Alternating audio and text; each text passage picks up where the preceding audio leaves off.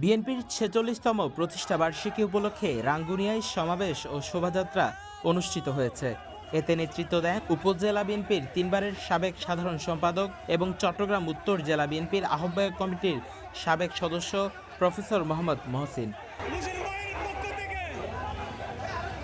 দিনব্যাপী কর্মসূচির অংশ হিসেবে রাঙ্গুনিয়ায় প্রথম সমাধিস্থলে পুষ্পস্তবক অর্পণ করা হয় শহীদ রাষ্ট্রপতি জিয়াউর রহমানের স্মৃতির প্রতি শ্রদ্ধা জানাতে।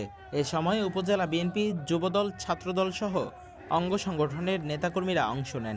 শ্রদ্ধা নিবেদন শেষে এক সমাবেশ অনুষ্ঠিত হয়। সেখানে বক্তারা বলেন, বিএনপি জনগণের অধিকার আদায়ের আন্দোলনে অবিচল থেকে কাজ করছে।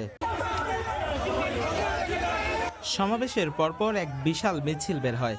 স্থানীয় নেতারা দাবি করেন, এবারের শোভাযাত্রা ছিল রাঙ্গুনিয়ার সাম্প্রতিক সময়ের সবচেয়ে বড় রাজনৈতিক মিছিল। রাঙ্গুনিয়া উপজেলা বিএনপি নেতাদের দাবি, প্রতিষ্ঠাবার্ষিকীর এই কর্মসূচি তাদের সাংগঠনিক শক্তির প্রমাণ।